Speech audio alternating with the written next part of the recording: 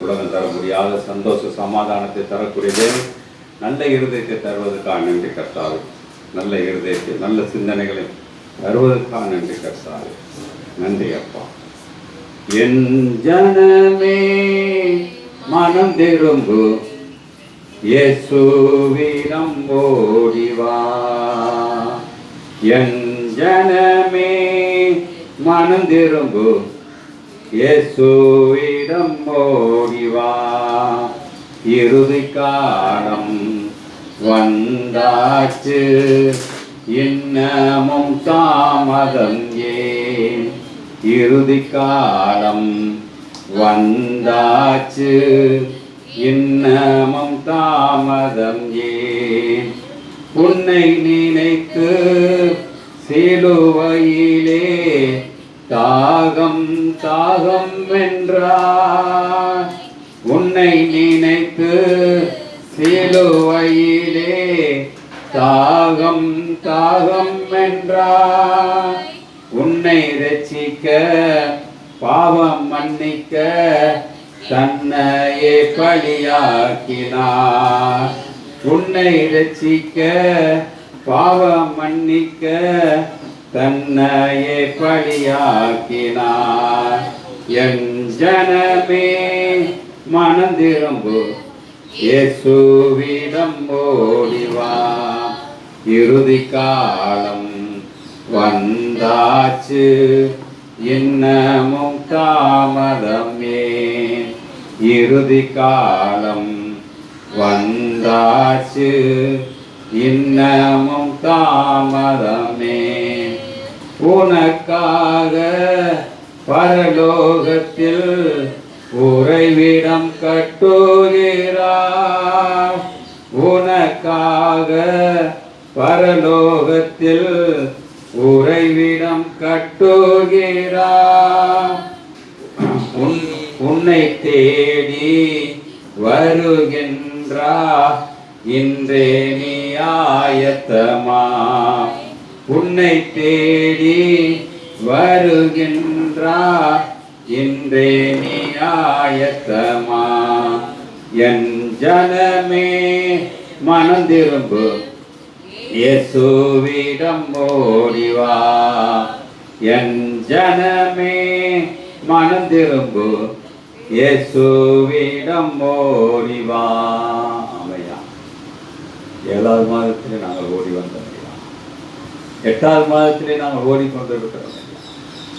இந்த நாட்கள்லாம் எங்களுக்கு ஒரு நாட்கள் கழிந்ததாக போகாத அளவுக்கு உன்னுடைய சன்னிதானத்திலே நாங்கள் உட்கார்ந்து உன்னை ஆராதிக்க, உன்னை பாடவும், உன்னை துதிக்கவும் எங்களுக்கு ஒரு நல்ல ஒரு சாய்க்கத்தை அருமை, நல்ல ஒரு ஆசீர்வாதத்தை கட்டளையிடுமையா. எவ்வளோ காரியங்களை காட்டினாலும் அதோடைய அர்த்தத்தை எங்களுக்கு தெரியப்படுத்தக்கூடிய சிலாக்கியத்தை தருவதற்காக நன்றி கர்த்தா. இவள் நேரம் எங்களோடு குற்ற உணர்வோடு இருக்கக்கூடிய சிலாக்கியத்தை அருமையா, உணர்வு உள்ளவ இருதயத்தை எங்களுக்கு தருவதற்காக நன்றி கர்த்தாவே. மகிமைப்படுத்துமையா, பரிசுத்தப்படுத்துமையா. நேற்றும் இன்றும் என்று மாறாதவர் எங்களோடு இருப்பதற்காக நன்றி கர்த்தாவே. எங்களுடைய தேவைகளை சந்தி, இந்த வட்டாரத்தில் உள்ளவர்களை சந்தி. இந்த 8வது மாதத்தில் அவர்களுக்கு ஒரு நல்ல ஒரு ஆசீர்வாதமான நாட்களாய் மாற்றி தருவதற்காக நன்றி கர்த்தாவே. படிப்பிலையும் வேலையிலையும் எல்லா இடத்துலையும் ஆசீர்வாதமாய் தருவதற்காக நன்றி கர்த்தாவே. ஊழியம் செய்கிற ஒவ்வொருவரையும் ஆசீர்வதிங்க கர்த்தாவே. ஊழியத்திலே நடக்கக்கூடிய காரியங்கள் தவறாக இருந்தால் அதை மாற்றி அமைக்க நல்ல இருதயத்தை தருவதற்காக நன்றி கர்த்தாவே. மகிமைப்படுத்துமையா, பரிசுத்தப்படுத்தும், முற்றிலும் மாற்றக்கூடிய சாய்க்கத்தை தருவதற்காக நன்றி கர்த்தாவே. இப்படி வேத புத்தகத்தை எடுத்துக்கொள்வோம். எரேமியா தீர்க்கதரிசி புஸ்தகம் 23ஆம் அதிகாரம் 25 சீக்கிரம் படிங்க. என் மேய்ச்சலின் ஆடுகளை கெடுத்து சிதறடிக்கிற மெய்ப்பர்களுக்கு ஐயோ. 25 படிங்க. 23 25. சொப்பனம் கண்டேன் என்று என் நாமத்தை சொல்லி பொய் தீர்க்க தரிசனம் உரைக்கிற தீர்க்கதரிசிகள் சொல்லுகிறதை கேட்டேன். எதுவரைக்கும் இப்படி இருக்கும்? பொய் தீர்க்க தரிசனம் சொல்லுகிற தீர்க்கதரிசிகளின் இருதயத்தில் ஏதாகிலும் உண்டோ? இவர்கள் தங்கள் இருதயத்தின் வஞ்சகத்தையே தீர்க்க தரிசனமாக சொல்கிறவர்கள்.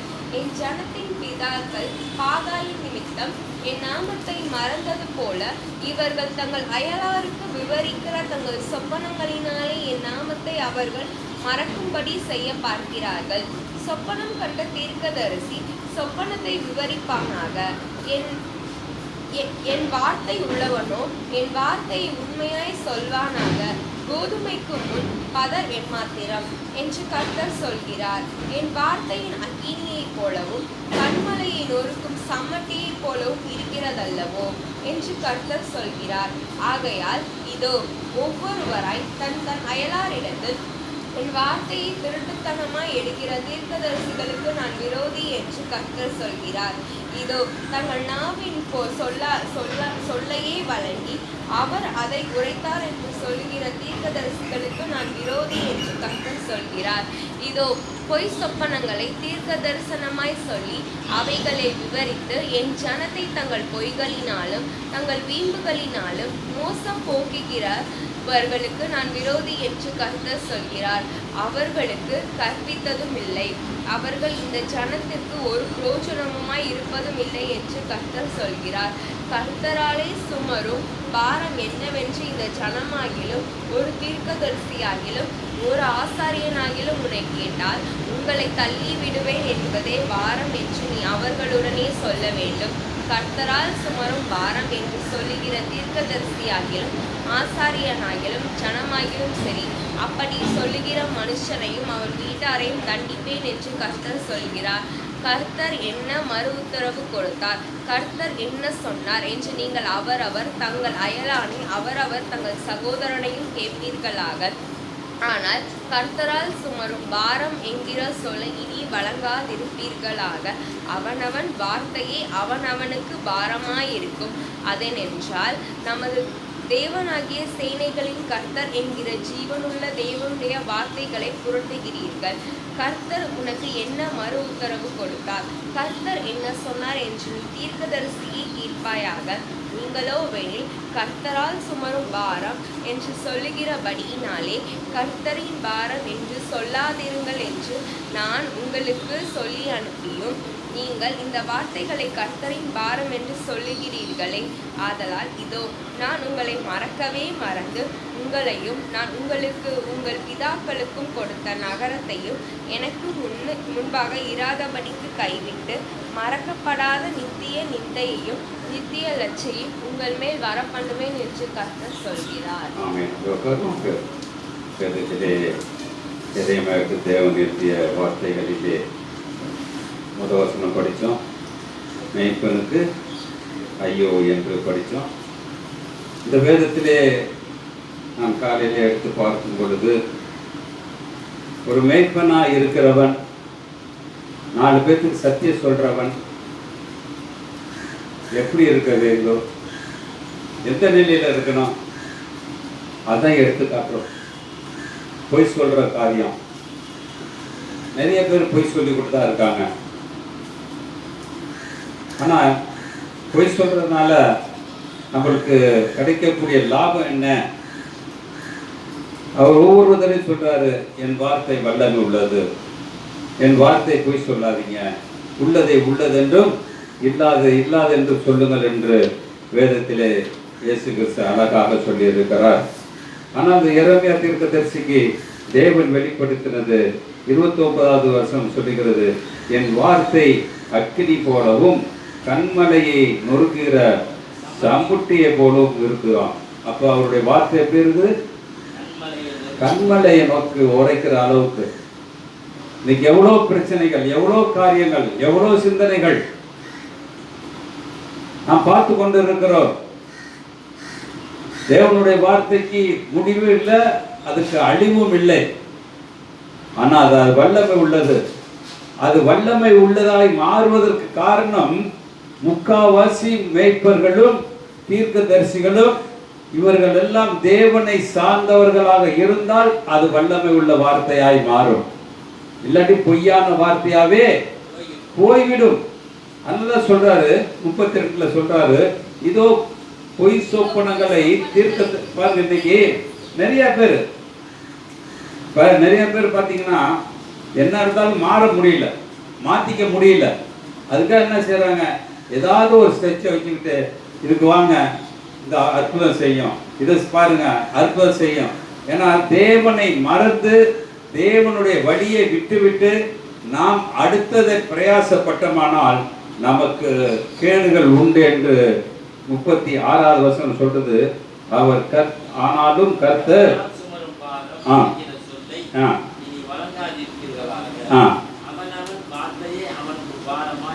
பாருங்க, நான் சொன்ன வார்த்தை என்னே சுட்டி கொடுக்கும். இப்ப தேவனுடைய வார்த்தை நான் பேசிட்டு இருந்தேன்னாக்க அப்ப எனக்கு என்ன இருக்கணும்? ஆசீர்வாதமா சாபம் வரணுமா? அப்ப எந்த வீட்டுல ஊழியக்காரர் வீட்டுல சாபம் இருக்கா ஆசீர்வாதம் இருக்கா? சொல்லுங்க பாப்போம். வெளி உலகத்துக்கு நடிக்கிறாங்களே ஒழிஞ்சு அவன் வீட்டுல முழுக்க முழுக்க சாபம் இருந்துட்டு இருக்கு. காரணம் வார்த்தை ஒன்று, வழிகள் ஒன்று, செய்யக்கூடிய காரியங்கள் ஒன்றாய் இருக்கிறது. அந்த வசனத்தை மறுபடியும் படிப்போம். ஆனால்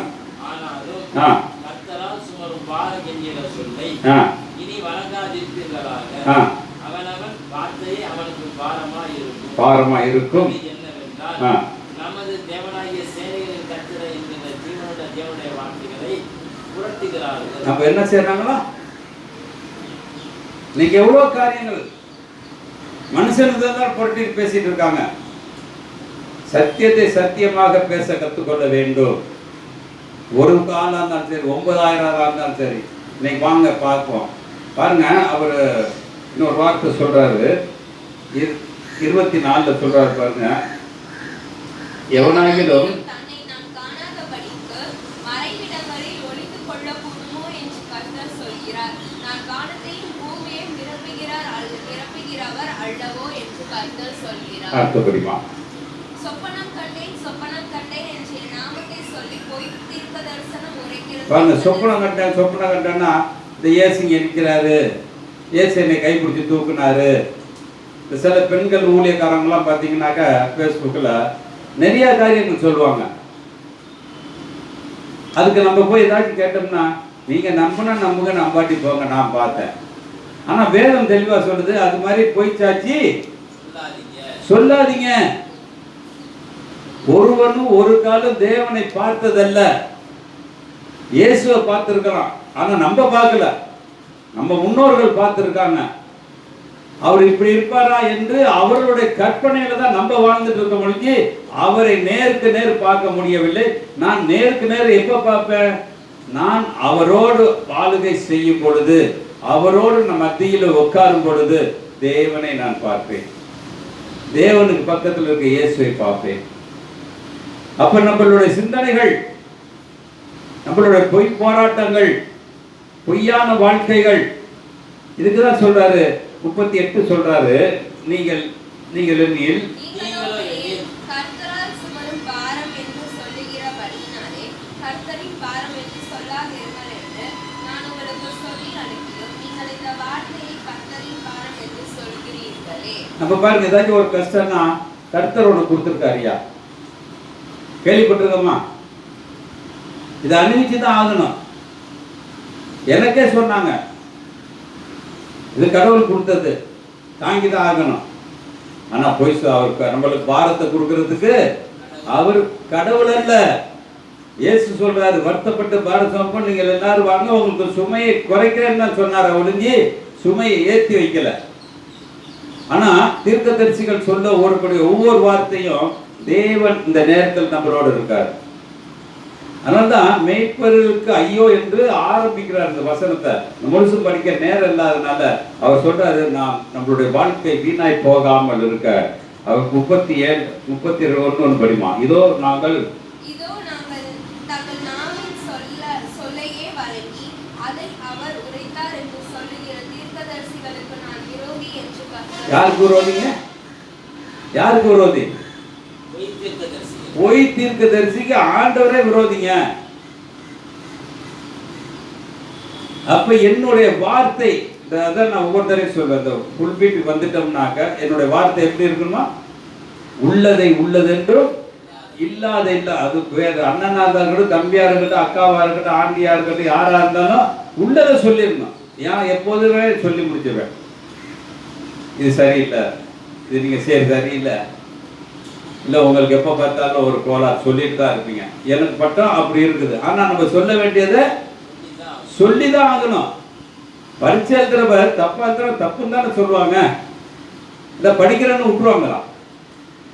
தப்பா எழுதினா தப்பு தான். அப்ப வேதத்துல செய்யக்கூடிய ஒவ்வொரு காரியத்தையும் நான் திருப்தியாக செய்யவில்லை என்றால் எனக்கு ஐயோ நிச்சயம். என்னுடைய மரணம் எப்படி இருக்குமா? என்னுடைய மரணத்தை அவர் போட்டிருக்காரு பாருங்க. 28 படிங்க. சொப்பனம் கண்ட தீர்க்கதரிசி சொப்பனத்தை விவரிப்பானாக. என் வார்த்தை உள்ளவனோ என் வார்த்தையை உண்மையாய் சொல்வானாக. கோதுமைக்கு முன் பதர் எம்மாத்திரம் என்று கர்த்தர் சொல்கிறார். பாருங்க எப்படி பிரிக்கிறாரோ. கோதுமைக்கு முன்னர் பதரை எரிக்கிறாரு. இது லூக்கால வரும். யோவான் சாணல் சொல்றாரு, தூக்குகொடை அவர் கையில் இருக்குது, பதறு கீழே கிடக்குது. என்னதான் தீர்க்கதரிசியா இருந்தாலும் என்னதான் ஊழியக்காரனா இருந்தாலும் இப்ப எங்க இருக்கான்? பதரா இருக்கிறான் என்று வேதம் தெளிவா சொல்லுது. நான் அவர்களை குற்றப்படுத்தி நான் எதுவும் சொல்லவில்லை. ஆனால் வேதம் தெளிவா சொல்லுது, உள்ளதை உள்ளது என்று சொல்லு. அதுக்காக சொல்றாரு 33 சொல்றாரு, கர்த்தர் சுமரும் பாரம் என்னவென்றால் ஒரு தீர்க்கதரிசியாகிலும் ஒரு ஆசாரியனாகிலும் உன்னை கேட்டால் உங்களை தள்ளிவிடுவேன் என்பதே பாரம் என்று நீ அவர்களுடனே சொல்ல வேண்டும். நம்ம சொல்றோமா? இன்னைக்கு சொல்ல முடியாது. ஒரு ஊழியக்காரனை பார்த்து நீ செய்யற ஊழியம் சரியில்லையான்னு சொல்றோமா? ஏதோ உட்காந்து செம்மறி மாடு மாதிரி உட்காந்து கேட்டுட்டு போறாங்க. ஒன்றும் இல்லை, காலைல வர எல்லாம் கோயிலுக்கு போறாங்க. அவங்களுக்கு என்ன இருக்கும்? ஒரு பக்தியா? எல்லாம் சிரிச்சுக்கிட்டு பேசிக்கிட்டு ஊர் கதையை பேசிக்கிட்டு என்ன செஞ்சுட்டு போறாங்க. அதுக்கு ரேடியோ பைக்கு பார்த்தா அவ்வளோ அலறு. அவங்களுக்கு நம்மளுக்கு என்ன வித்தியாசம்? நாளைக்கு மரணம். இப்போ குஜராத்லாம் பார்த்தீங்கன்னா தண்ணிக்கு மேலே இருக்காங்க. தண்ணி கீழே இல்லை, தண்ணிக்கு மேலே நிற்கிறாங்க. அதில் மரிச்சவங்களாம் நிறைய பேர் இருக்காங்க. காரணம் என்ன? நான் அழிக்க போகிறேன். எப்போ சொல்றாரு? எப்போ சொல்றாரு அழிக்கிறேன்னு? 39:40 படிச்சிருமா சீக்கிரம்? இதோ நான் உங்களை மறக்கவே மறந்து உங்களையும் நான் உங்களுக்கு உங்கள் பிதாக்களுக்கும் கொடுத்த நகரத்தையும் எனக்கு முன்பாக இராதபடிக்கு கைவிட்டு. என்னங்க செய்றாங்களா? நம்மளுக்கு என்ன வரப்போகுது? ஆசீர்வாதம். அது இது ஆசீர்வாதமா? என்னதான் மாளிகையா இருந்தாலும் என்னதான் இருந்தாலும் எல்லாத்தையும் என்ன செய்ய போறாரு?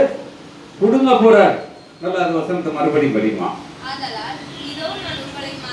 38 படிமா. நீங்கள் எல்லாரும் கர்த்தருடைய படிங்க.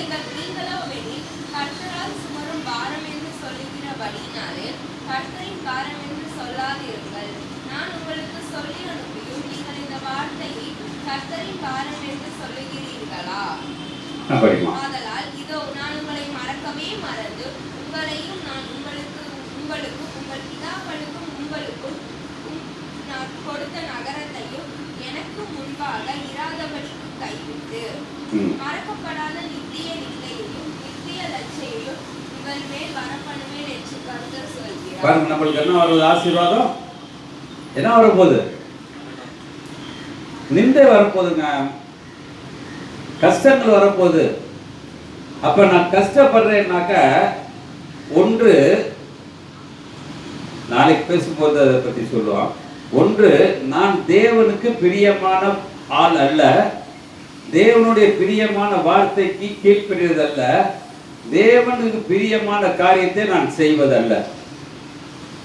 அப்படி நான் செய்யாம இருந்து நான் என்னதான் ஒரு கிறிஸ்தவனா இருந்தாலும் எனக்கு நிந்தை வந்துதான் ஆகும். அவர் பாருங்க, மறந்துடுவேங்கிறாரு. நம்மள என்ன செய்யறாரு? மறந்துடுவேங்கிறாரு. நீ குஜராத்தில் பாருங்க, எவ்வளோ எல்லாம் இங்கேருந்து ஊழியக்காரங்களாம் அங்கே போனாங்களா? எவ்வளோ ஊழியக்காரங்க போனாங்க, எவ்வளோ பேர்த்து அடிச்சாங்க. ஆனால் இன்னைக்கு அங்கே என்ன இருக்குது?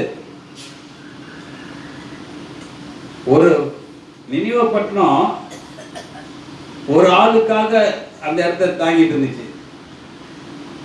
ஆனால் ஒரு ஆள் கூட என்ன இல்லாம போயிட்டாங்க. இன்னைக்கு நம்மளுடைய சத்தியங்கள், நம்மளுடைய நிலைக்கு இந்த 8வது மாசம் நான் யாரை நம்பி போறேன்? நீங்க போ, அங்க போ. இன்னைக்கு டாக்டரை பார்த்தாக்கா இந்த டாக்டர் இல்லைன்னா அங்க போறோம், அங்க இல்லைன்னா அங்க போறோம். ஆனா எல்லாம் போய் யாரு காசு போகுது? நம்மளுடைய காசு தான் போகுது. அங்க ஒவ்வொரு அவன் கத்துக்கிட்டதை செஞ்சு செஞ்சு செஞ்சு வீணா போறது காசும் உடம்பும். ஒரு அழில சொல்லுவோமா, இதுதான் வேதம். நீ தெருவா போய் 10 சபையில உட்கார்ந்தா, 10 கோயில் இறங்கினா, 10 இடத்துல உட்கார்ந்தாலும் நீ போகக்கூடிய காரியம் அழிவான பாதையை நோக்கி கொண்டு போற. உண்மையான தெய்வத்தை நான் எப்படி தொழுது கொள்ள வேண்டும்? வேதம் அதிலே சொல்றாரு. எரேமியா 26:4-5-6 சீக்கிரம் படிச்சிருமா? நீங்கள் அவர்களை நோக்கி, நான் உங்களிடத்திற்கு ஏற்கனவே அனுப்பி கொண்டிருந்தும் நீங்கள் கேளாமல் போன என் ஊழியக்காரனாகிய தீர்க்கதரிசிகளின் வார்த்தைகளை நீங்கள் கேட்கும்படி. பாருங்க, அவர் அனுப்பினால நம்ம என்ன செய்யல? கேட்கல, அசட்டை பண்ணிட்டோம். ஆடம்பரமா இருக்கவன்ட்டு தான் இன்னைக்கு நிறைய பேர் போறாங்க. டை கட்டணும்னு இது பண்ணணும்னு தான் இன்னைக்கு எங்க ஊழியது போறாங்க. அவன் வசதியா இருக்கான் ஊழியக்காரன், அங்க போறாங்க.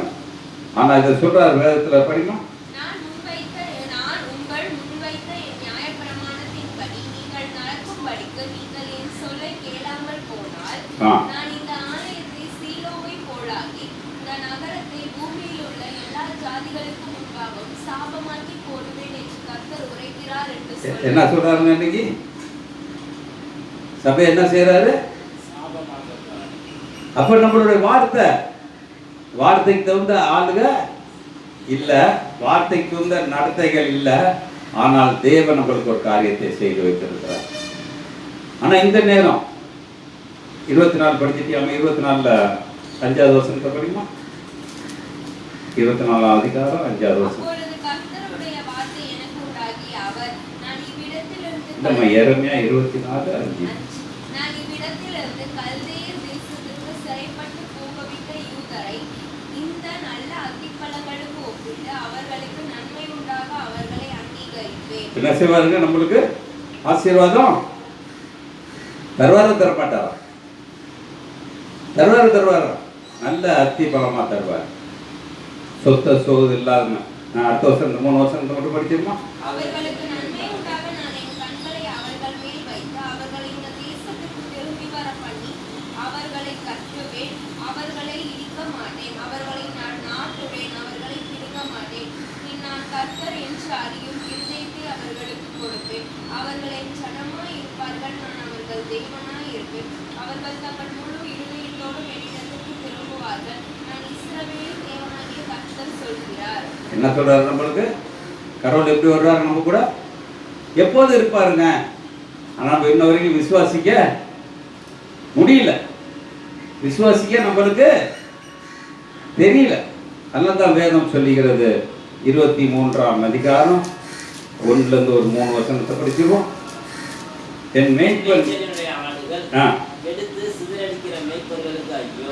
நம்மளாம் யாருக்கு உட்கார்ந்துருக்குன்னு சிந்திச்சு இருக்கணும். மேய்ப்பர்கள் எப்படி இருக்கணும்னு வேதம் சொல்லுகிறது. படிக்க சீக்கிரம் பிடிச்சுங்க.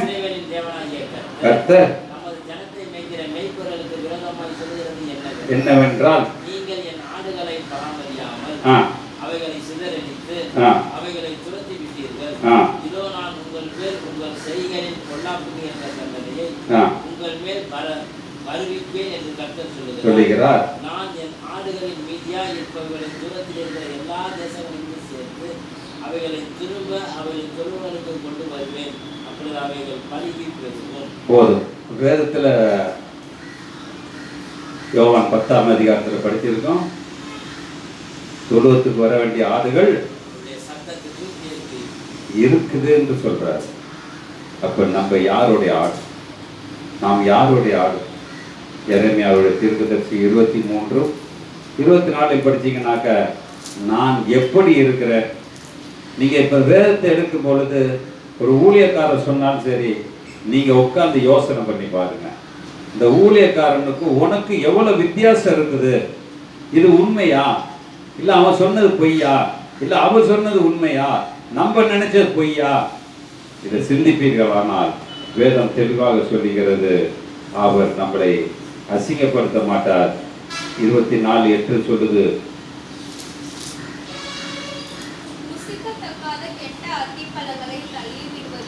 போல நான் சிதேக்கியா என்கிற யூதாவின் ராஜாவையும் அவனுடைய பிரபுக்களையும் இந்த தேசத்திலே மீதியான எருசலேமின் குடிகளையும் எகிப்து தேசத்தில் குடியிருக்கிறவர்களையும் தள்ளிவிட்டு அவர்களுக்கு தீமை உண்டாக அவர்களை பூமியில் உள்ள எல்லா ராஜ்யங்களிலும் அலைந்து திரிகிறவர்களாகவும் நான் அவர்களை துரத்திவிட்ட எல்லா இடங்களிலும் நிந்தையாகவும் பழமொழியாகவும் வசிசொல்லாகவும் சாபமாகவும் வைத்து அவர்களுக்கும் அவர்கள் பிதாக்களுக்கும் நான் கொடுத்த இந்த தேசத்தில் அவர்கள் இராதபடிக்கு நிர்மூலமாக்கும் மட்டும் அவர்களுக்குள்ளே பட்டயத்தையும் பஞ்சத்தையும் கொள்ளை நோயையும் அனுப்புவேன் என்று கர்த்தர் சொல்கிறார். கடவுள் நம்மளுக்கு தேவன் கொடுத்திருக்கார். வேதத்திலே எரேமியா 23:24 அழகா போட்டிருக்கார். ஒரு மேய்ப்பன் எப்படி இருக்க வேண்டும், மேய்ப்பன்ட்ட கேட்கிறவங்க எப்படி இருக்க வேண்டும் என்று தெளிவாக கொடுத்திருக்கிறாரு. நாம் நல்ல அத்திப்பழமா இல்லை நல்ல தேசத்தில் இருக்கிறோமா என்று பார்க்க தேவன் நம்மளுக்கு இந்த நேரத்தை கொடுத்திருக்கிறார். அவருடைய ஏன் நினைப்போம். சோத்திரம் ஐயா, நன்றி அப்பா, நன்றி நன்றி அப்பா, சோத்திரம் சோத்திரம். நாட்கள் காலங்களும் அழிந்து போகிற வாழ்க்கை இந்த நேரத்தில் நம்மளுக்கு தெய்வீகமாக இருக்குது. அதனால் இன்னைக்கு மனம் திரும்பக்கூடிய சாக்கியத்தை நம்மளுக்கு தரக்கூடிய தேவன். சோத்திரம் ஐயா, சோத்திரம். நன்றி அப்பா, நன்றி நன்றி நன்றி அப்பா, நன்றி நன்றி. சோத்திரம் சோத்திரம். கடைசி காலத்தில் இருந்திருக்கிறோம், பாவ மன்னிப்பு வந்திருக்கிறோம். இந்த நேரத்தில் நினைக்கக்கூடிய சாக்கியம் நல்ல ஒரு ஆசீர்வாதம். நன்றி. ஒரு புதையலை கண்டுபிடிச்சிருக்கோம். யார்கிட்ட உட்காரணும், யாருடைய வார்த்தையை கேட்கணும், எல்லாமே தேவனும் கட்ட கொடுத்துருக்காங்க. எல்லா வார்த்தையும் எல்லா ஊழியக்காரனும் நல்லவன் நான் சொல்ல, எல்லா ஊழியக்காரனும் கெட்டவன் சொல்ல. ஆனால் நீ சிந்திக்கிறது நல்லது கெட்டது ஓட்ட இருக்கு. நீ அதை பாதுகாத்துக்கொள், அதை பாதுகாத்துக்கொள். கண்டு கொண்டேன் ஒரு புதையல், பெற்று கொண்டேன் ஒரு பொக்கிஷம். கண்டு கொண்டேன் ஒரு புதையல், பெற்று கொண்டேன் ஒரு பொக்கிஷம். இயேசுதான் என் இரட்சகர், இயேசுதான் என் ராஜா, இயேசுதான் என் இரட்சகர், இயேசுதான் என் ராஜா. சர்வ வல்லவர் என் சொந்தமானார், சாவை வென்றவர் என் ஜீவனானார். சர்வ வல்லவர் என் எஜமானன், சாவை வென்றவர் என் மனவாளன். ஆஹா, இது அதிசயம்தானே, ஓ இது உண்மைதானே. ஆஹா, இது அதிசயம்தானே, ஓ இது உண்மைதானே. சர்வ வல்லவர் என் சொந்தமானார், சாவை வென்றவர் என் ஜீவனானார். நன்றி அப்பா. 8வது மாதத்திலே லோகத்திலே உன்னோடு சங்கம் ஐயா. எங்களுடைய தேவைகள், எங்களுடைய வடிகள், எங்களுடைய சிந்தனைகள், எங்களுடைய பார்வைகள் எல்லாவற்றையும் மாற்றி அமைத்து உன்னைக்கு நேராய் எங்களை திருப்பும் ஐயா. இந்த 31 நாளும் வரக்கூடிய நாட்களும் வரக்கூடிய ஆண்டுகளை எங்களை மாற்றி அமைப்பதற்காக நன்றி கர்த்தாவே. எவ்வளோ பேர் இழந்து போனாலும் நீ எங்களை பொருட்படுத்தி வழி நடத்துவதற்காக நன்றி கர்த்தாவே. மகிமைப்படுத்தும் ஐயா, பரிசுத்தப்படுத்தும். கேட்டவர்களும் கேட்டுக்கொண்டு இருக்கிறவர்களும் இதை பாதுகாத்து கொண்டிருக்கிறவர்களும் ஒரு ஆசீர்வாதத்தை தருவதற்காக நன்றி கர்த்தாவே. அவர் நல்ல இடத்துல உட்கார்ந்து சத்தியத்தை கேட்கக்கூடிய சாக்கியத்தை தருவதற்காக நன்றி. மகிமைப்படுத்து, பரிசுத்தப்படுத்து. மீட்பர் இயேசு மூலம் கேட்கிற நல்ல பிதாவே. என் ஆத்மாவே என் முழுவதுமே பரிசுத்த நாமத்தை சொல். என் ஆத்மாவே கர்த்தர் செய்கிற சகல உபகாரங்கள் கர்த்தராகிய இயேசு கிறிஸ்துவுக்கு பிதாவாகிய தேவனுடைய அன்பும் பரிசுத்தாகிய உங்களோடும் அனைவரோடும் இருப்பதாக. ஆமென். அல்லேலூயா, அல்லேலூயா. Praise God, brace.